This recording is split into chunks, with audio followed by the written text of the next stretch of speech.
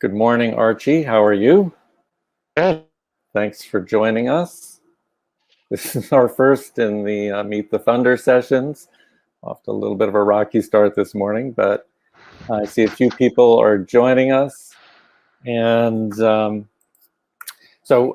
name is Kevin Duggan. I'm the Director of Development here at Games for Change. And in that role, I'm responsible for helping to secure the resources that enable the organization to do its work.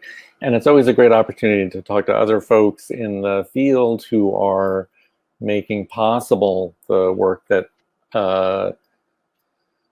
people in the games and interactive fields who are trying to do social impact, folks who are really supporting that really important work. So thanks so much for joining us. And so I'm going to introduce Archie in a moment, and then I just want to prompt folks. So these sessions are short. We'd like to try and keep the presentation short, and then we leave room for question and answers. And so please feel free to post your question in the chat field. But I'll ask you to sort of hold them until after Archie makes his presentation, in case he addresses something that you might have a question about during the presentation. And so try and keep your questions brief, specific, relevant, because again, we don't have a whole lot of time. Okay, without further ado, let me introduce Archie. So Archie is an investor at Makers Fund, which is a leading VC in the interactive entertainment industry. He helps cover the company's European and Middle Eastern regions. And before joining Makers, he worked at McKinsey & Company in the private equity practice in New York. And so Archie, you're joining us from where? England, I presume? Yeah, England indeed. Yeah, right. from London. All right, so I guess it's afternoon for you, so good afternoon. So, Archie, why don't you go ahead, you can share your presentation. I am going to disappear. So Archie, just when you're ready for me to rejoin you for Q&A, just say that it's the end of your presentation, and we'll get going on Q&A. Okay? Cool. Yeah. So I will indeed share my presentation in just 1 second. But first, maybe a bit of an intro to myself, just beyond a bit of that quick intro, which was very good. Thank you very much for that. So I am here representing Makers Fund. We are obviously a VC fund, and so some of the topics that we'll cover are like, everything a VC fund does, and if we have time, hopefully get into like some of the trends and recent events happening in VC, as this is a very exciting time for VC, like VC in game.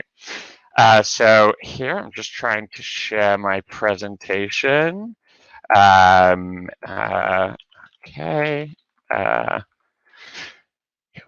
Oh, okay, perfect. So there I go. Cool. Can everybody see this? I assume so. So I'll go along as if you can.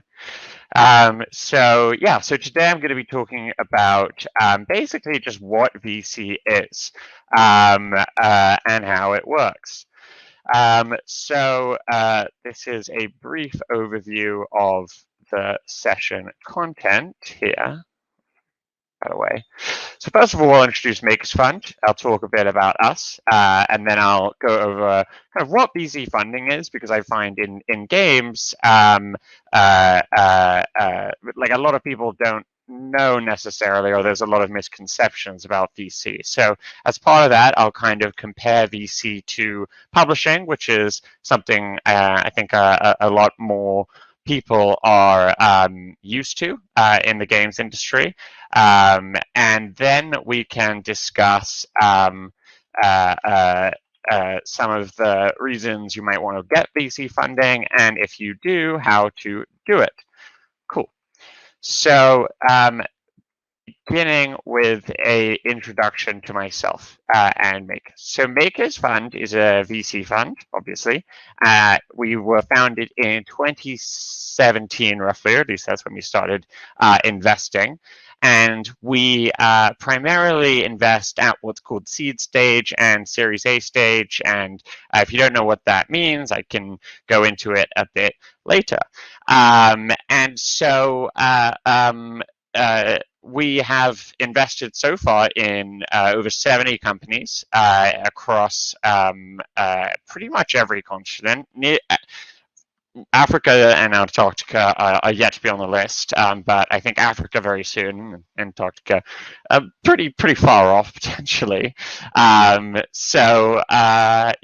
that's basically me. As I said, as I was introduced before joining Makers, I was at McKinsey's private equity practice. There, basically, I spent my time trying to convince or advise investors, mostly much later stage investors than VC funds, to invest in the games industry, which was a very difficult task back when I was doing it, which was a couple of years ago. But I kind of feel it would be a much easier task now because there's so much interest in the category, which is a great thing. So I have a lot of my former clients calling me up and saying, "Tell me about that whole video games thing you were talking about a couple of years ago." So just beginning with what is venture capital. So venture capital is just a form of financing, many other forms of financing, in which a VC fund, or indeed actually any kind of person or group with money, buys a portion of your company. That's the key thing to understand from a games perspective. If you're buying a portion of a company, not a game, not a product, not anything else, you're buying equity in the company. And a VC fund, as opposed to other types of private financing funds, take a minority stake. So they will never own, or they should never own, more than 50% of a company. They should never have operational control of a company. It is a minority stake. And that has huge implications. And so the question is, how do VC funds make their money? So VC funds take no revenue. They exclusively make money through what's called an exit. Now, an exit is when that equity, the portion that the VC fund owns, is translated into liquidity, i.e. cash. Now, this can happen a couple of ways. The best way for it to happen, arguably, is through an IPO. That means you list on public markets, and I'm sure you're all familiar with that. That is more typically it's the result of a buyout. So that could be a buyout from a private equity fund, which is another form of financing, or a strategic, so another games company. For example, recently we sold a company that we'd invested in Unit 2 games to Facebook. We previously sold companies to Google. Yeah, that's essentially how VC funds work. So I'm going to show you a bit of an overwhelming slide, which I've just put together for this conference. And this really tries to show what VC funds, how they work and their structure, which is something I think a lot of people don't appreciate, but from a founder perspective, it might help you appreciate some of the kind of nuances and the reasons VCs act the way they do. If you'll look here, and later on I'll show you kind of this equivalent slide, but from the founder or startup perspective. So you've got what a VC fund is composed of basically two entities. One is called the VC fund, that is the pool of cash, and then the other one is called the general partnership. And general partnership is the people, it's the management. So the general partners manage the VC fund.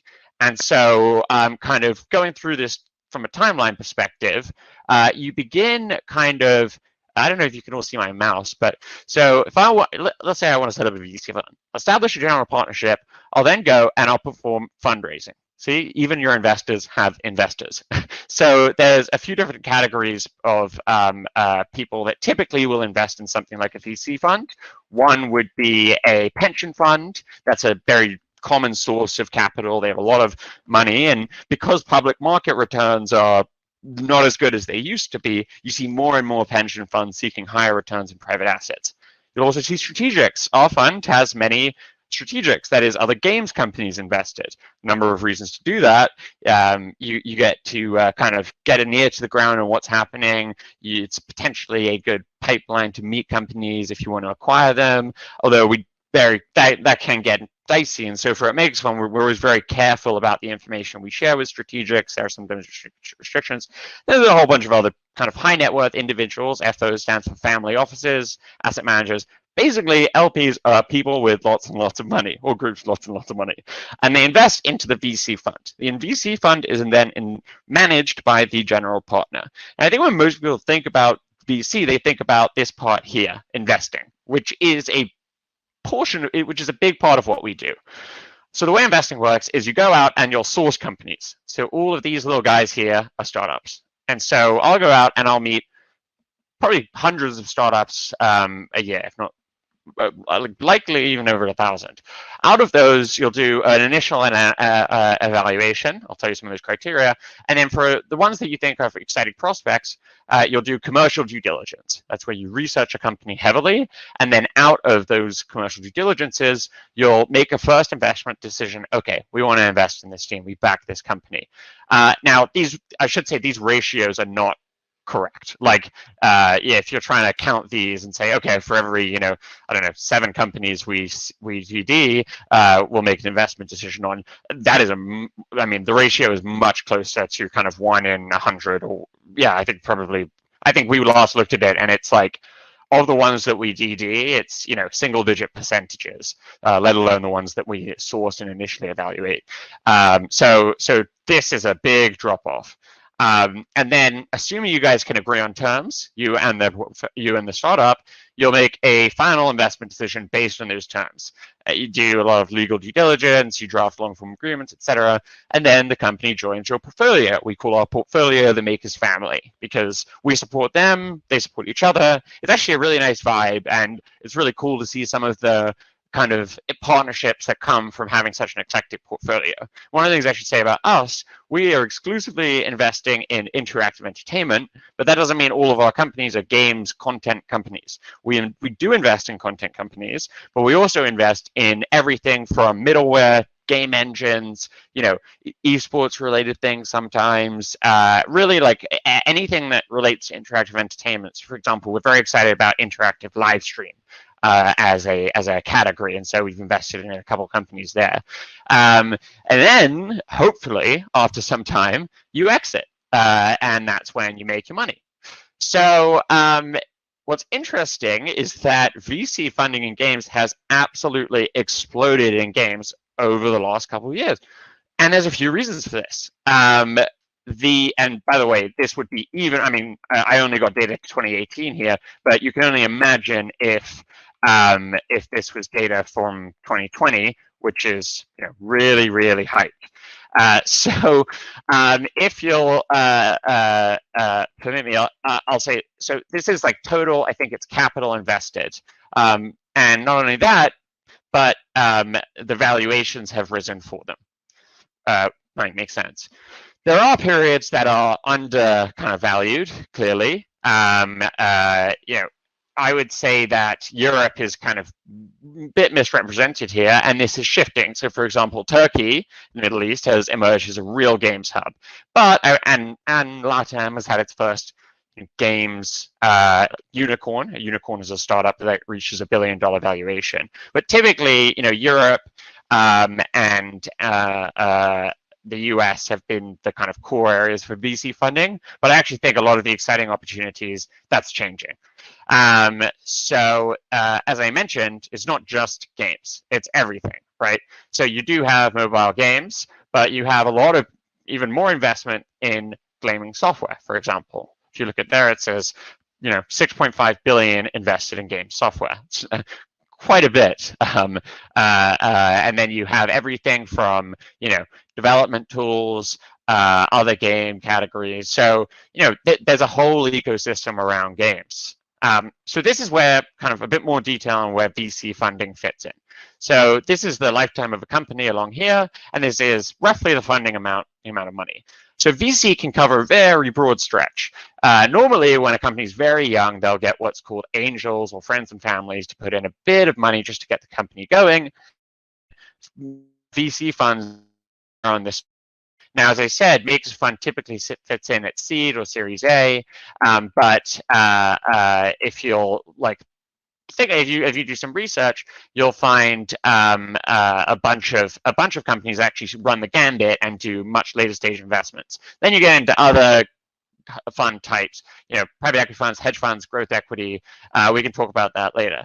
Now, very quickly, some of the key differences between publishers and VCs, because I've spoken to companies and they say, oh, no, I don't want to take money from VCs. I don't want to give up that much control, which is kind of a funny statement to me because you give up a lot less control when you invest in a VC, when you get VC investment. So a few differences, as I've mentioned, venture capital funds invest in the company, not the product. So that results in a much longer term partnership. If you're a publisher, you invest in a product, you'll release in 1 to 3 years. If you're a VC fund, you could be in a partnership for 10 years. And the return model, as I've explained, is very different. Publishers typically take a revenue share, whereas venture capital funds return based on the company's value. And so when I also talk about, and so degree of control, I've also mentioned, publishers will ask for all sorts of control conditions VCs would never ask for. And so an example of this would be, they'll ask for creative control, marketing, etc. VCs never do that, but equivalently, the involvement is much less. VCs are never operationally involved. They'll never be doing your marketing, never be doing a distribution. They will support you. They will really help out. They'll advise you, but they won't be kind of like boots on the ground helping you build software. And I'll talk a bit more about how VCs add value. The other key difference is the risk model. And this the risk tolerance. And this I'll get into in a few seconds. On this page. So it's often said that VC funds return most of their money in 1 out of 10 investments. And the thing to remember is, so we're well known that our first fund was a $200 million fund. So we make checks like let's say so maybe before that, if you look at this example, this is how VC works. I invest in a company. I do 2 million on 8 million on pre-money, which is a 10 million post-money valuation. You'll often hear those terms. They sound confusing. They're actually really not. Pre-money just means before the money goes in. So just think about a company that is just pure cash. If I own a company that is pure cash and it's valued at 8 million, because all I have is 8 million in cash, and then someone gives you 2 million in cash, then your pre-money before the 2 million is 8 million, and your post-money is 10 million. That's all those terms mean. So this is the ideal scenario, is the company, you invest at 10 million and it sells at 100 million. So that is how VC works. Now, the key thing to remember is that this doesn't happen to most companies. As I said, normally it's about, no one knows, and it varies by industry. I actually think in games it's a little different, typically 1 in 10. The other thing to bear in mind is that, so imagine our first fund was a $200 million fund. If this was in our first fund, let's say we invested in the company at 10 million and then it sold for 50 million, right? Good result for the founder, but actually for the VC, it's not that important because we put in a lot of time and effort supporting these companies. And so if I'm investing 2 million and then returning only, so to speak, I went from 2 to 10. If I'm returning only 8 million from that 5x valuation increase, that's actually not a good result for a VC. And so often I have to explain to founders there's a very big difference between a good business, what some people call a lifestyle business, and a venture backable business, which is something that can scale massively. So we typically need to believe that the companies we invest in can really grow and sell for hundreds of millions of dollars. So it's kind of, I often get a lot of confusion from founders when I tell people, oh yeah, I think you'll probably sell for like 60 million, but that's not a good return for us. This is the only reason, is because we really our capacity is really our time and how many investments we can make, and so we really need, and a lot of other companies won't even sell. So the ones that do sell need to sell for a lot in order to make up for that like high risk that we have. The other thing I'll say is that valuation growth isn't linear. This is just a great example of a company that raised a bunch, and if you run the numbers on this, which I think I may do on the next page, but I'll probably skip through this and we can go back to it in Q&A. Roblox's valuation here has just boomed. And so I think, yeah, this is some analysis I did where if you look at the round size, the date, and how much the investors returned, you'll see that the investment multiple for these investors was about 2,611 times their money. So what did they make? So this person who invested, how much is that? Yeah, 0.56 million ended up with about $1 billion. This person who invested 1.6 million ended up with about $3 billion. So this is kind of like how, this is an example of how VCs return. And getting in earlier, the better. So why do companies raise VC? Now, again, I'll move past because I'm aware of time. So normally a lot of people think of the finance reasons, right? If you're pre-revenue and you need funding to build your product, VCs. You might want to scale up faster, start a second production line, bring UA capabilities in-house if you're a mobile studio. Those are the financial reasons, but VCs do a lot more than that. They can be great advisors because they've seen so many companies. And so they've seen a lot of things that, especially if you're a first-time founder, or even second-time founders, if you're encountering a situation, the VC's probably seen it before somewhere else, especially if they are, as we are, industry-focused. It can also add a degree of validation that makes recruitment easier. But it also, for example, like if you're a game that needs an introduction to Xbox, right? Like we know those people. Or if you're a mobile studio that needs to meet someone at Facebook, we can help you with that. And so we are very, like a good VC is well networked and can help you, do some of the things that you want to do by facilitating introductions, et cetera, et cetera. So if you decide, okay, I want to raise VC, I would first filter down the VC funds. Basically, you want to make sure they're the right stage, the right industry area, the right geographic focus, and then the right fund strategy. And once you've come up with that list, there are a couple of criteria I think you should look at beyond just valuation. Sadly, a bunch of people, there's a lot of money out there floating around, which people call dumb money, which is just people that, oh, this games thing, I want to get some exposure. So I think you should always look at a VC's reputation, their expertise, their network, whether or not it's a cultural fit is crucial, their past performance. Like there's more to a VC than just valuation. So I'm aware that I've gone over. This is the kind of equivalent from the crazy page I showed you earlier, but from the founder perspective. So if you want to raise money, you should prepare materials covering the key. First, you find the right VCs. You draw up a list of relevant VCs. You want to make sure that they are actually going to invest in you. So if a VC has never invested in a games company before, a games content company before, I would put them lower down on your list than, a Makes Fund or a Play Ventures, companies that have invested in games before. Prepare materials covering the key data. You pitch. They go through due diligence, you provide more data, there's a back and forth in questions, then you negotiate term sheets, then there's some legal due diligence, final negotiations, and then you sign the deal, you close, you transfer the funds. So what do VCs look for? I'll actually just highlight here the things that I think people undervalue. And there's two in the games industry. I think one, pretty much every good VC will tell you the number one thing they look at is the team. They want experienced teams or passionate teams, just teams who seem to really be competent and know what they're doing. And then the second thing companies overlook is the market. So often I'll meet a great team with a really cool product, but the market's just not big enough to justify those kind of venture returns, that kind of venture scale exit I referenced earlier. So I think like all of these factors are important, but when you think about,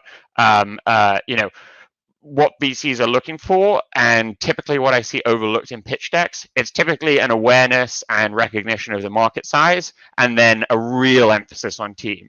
Because, if someone pitches me a game that's pre-production, the only thing I can guarantee about that game is that it will not look like exactly the game that they pitched. Everything will change. Well, not everything, but many things will. So fundamentally, whenever you invest in a company, you're investing in the team and the team alone. Even though, the idea is important, it shows that creativity, especially if you have metrics. Okay, so that was my end. I ran through it relatively quickly because I think I knew I was kind of running over time already. So I'll stop there.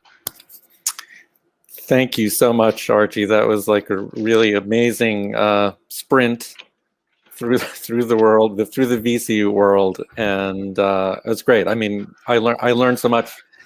It's really fascinating. Thank you so much. Very candid. So we only have a few minutes for questions.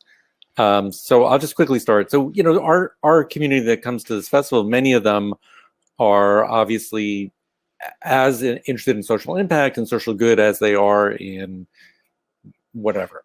So when you do your evaluation, does that play a role at all? I mean, obviously the importance of scaling the team, you're very clear on those criteria. Are there other sort of more intangible criteria that folks should know about? Sorry, maybe I can go back. So the answer is like one of the reasons I like being. Oh, sorry. One of the reasons I like being in games is because, you know, I'm not investing in fossil fuels. So it's something that we're aware of, certainly, and I think that, you know, it is something that always factors into your conversation. I think that a big cultural fit criteria for us is related to that. But what I would say is that is a secondary factor that factors in, but it will always have to take you know, a backseat to the key criteria, like the market, like the team. But I will say that, like, for market-led reasons, I think often actually these are like good things from an investment perspective. So it is something we think about. We've looked at a lot of, like, you know, ESG-led theses, and I think that it is, I mean, being purely cynical, I think it's a commercially good idea. It's also that it does fit in with our fund's culture and our values, and so I think that it's certainly something, particularly on the negative, like if we think a company has a poor culture or is, you know, is not socially conscious, I think like that can be a deal breaker for us.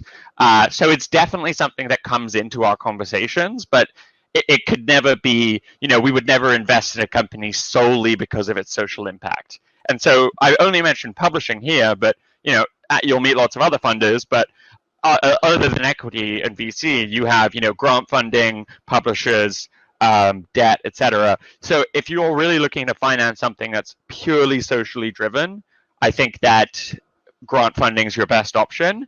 But if you have a great market thesis that is like, it's a point in your favor, I think, if you're socially conscious, put it that way. So just another quick question, the growth. So basically it was like a 10 times investment return, but it doesn't have to be $100 million exit, right? I mean, it could be smaller as long as you hit the 10, whatever the ratio. Is that correct? So that's a great question.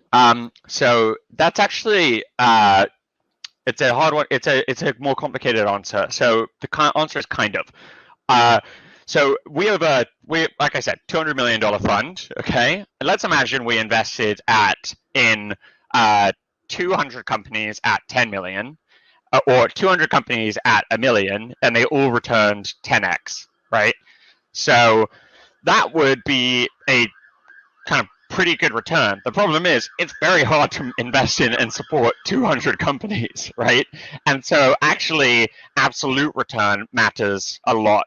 And people often think it's just about the multiple, but that's why for us, we typically look for we'd rather invest in, you know, a company that is at a 50 million valuation and returns, you know, 6x than a company that is at like a 2 million valuation and returns 10x, because in absolute money, it is better for us. And so what I would say is if you have a smaller valuation, you go for smaller fund size. So, and that's where fund size comes in and strategy comes in. So there's like, you know, some funds out there that have $20 million fund size. For them, like that is the truth. But when you have a $200 million fund size, to some extent, you have to have the absolute return be large as well. Great. So actually, unfortunately, our session is over. I really apologize to everyone who might have had another question. And Archie, I don't know, do you mind if people direct message you through the Hopin platform? I don't know. Please, yeah. That's an option. And then you can add to your 1,000 or more meetings. Anyway, really appreciate your time. Thank you so much. Again, a wonderful introduction to the world, the VC world. And thanks again. Thanks everyone for joining us. And come return for our next session, which is at 12:30, and that's the Humble Games Black Game Developer Fund. Okay, so thanks everyone.